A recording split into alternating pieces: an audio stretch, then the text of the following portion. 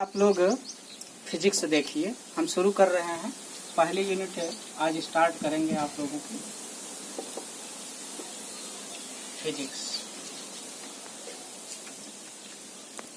आप सबका दोनों लोगों का अलग अलग मीडियम है। दोनों मीडियम से आप लोग हैं, अंग्रेजी मीडियम से भी और हिंदी मीडियम से भी।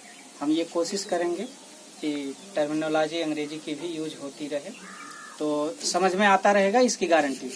ज़्यादा परेशान होने की आवश्यकता नहीं है। तो फिजिक्स में जो थोड़ी सी यूनिट पे अगर हम डिस्कस करना चाहें तो यहाँ इलेक्ट्रोस्टैट है, फिर करंट है जिसे हम लोग इलेक्ट्रिसिटी भी बोलते हैं,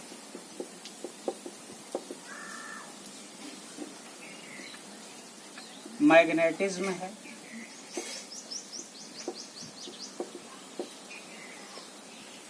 इसके आगे ऑप्टिक्स और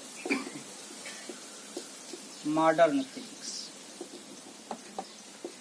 मॉडर्न फिजिक्स में जिसमें हम लोग एक्सरे, फोटो इलेक्ट्रिक इफेक्ट और सेमीकंडक्टर डिवाइसेस, लॉजिक गेट, ये सब पढ़ते हैं।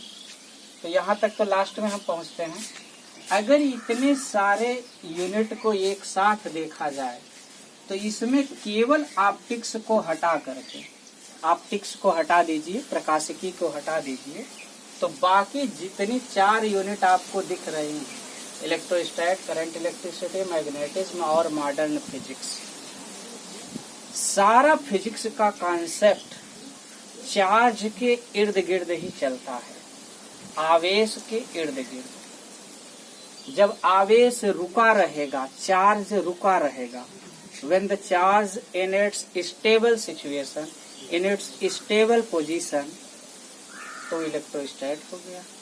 चार्ज अगर रुका है तो उस समय रुके हुए चार्ज की जितनी भी प्रॉपर्टी होती हैं, जितनी भी कैरेक्टरिस्टिक, जितने भी लक्षण होते हैं, उन सब का अध्ययन करेंगे तो वो इलेक्ट्रोस्टैट हो गया। अगर वही चार्ज चल दिया, मूव कर रहा है, तो वो करंट हो गई, इलेक्ट्रिसिटी यानी वैद्युत धारा हो गई। मैग्नेटिज्म, जब चार्ज रुका रहता है तो उसके इर्द गिर्द वैद्युत क्षेत्र उत्पन्न होता है, लेकिन जब चार्ज चलने लगता है, आवेश जब प्रवाहित होने लगता है, तो उसके चारों ओर चुंबकीय क्षेत्र उत्पन्न हो जाता है।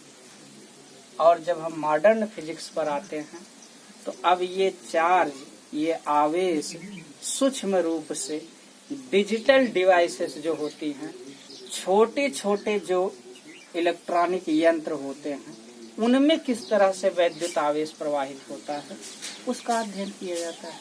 तो कुल मिला करके हम ये कह सकते हैं कि 12th स्टैंडर्ड की फिजिक्स में हम केवल आवेश पढ़ते हैं।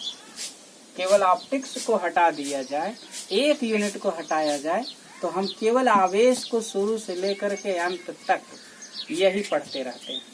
तो सबसे पहले हम यही कोशिश करेंगे कि जान लिया जाए आवेश होता क्या है। ठीक है,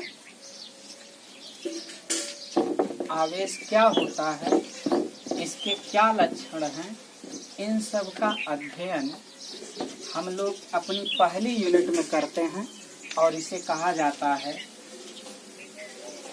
स्थिर वैद्युत यानी कि इलेक्ट्रोस्टैट।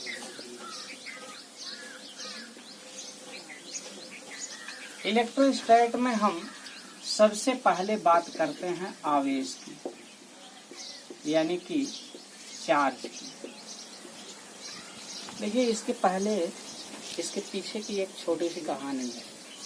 कहानी ये है कि मनुष्य जब धीरे धीरे सभ्य हो रहा था, जब हम लोग गुफाओं में से, पहाड़ों पर से उतर करके समतल भूमि पर आए थे, धीरे धीरे बंदर से निएंडरथल, क्रो-मैग्नन, रामापिथेकस, ऑस्ट्रेलोपिथेकस, ये सब होते होते हम लोग होमोसेपियंस पहुंचे हैं ना, सोचने वाला प्राणी बने हैं।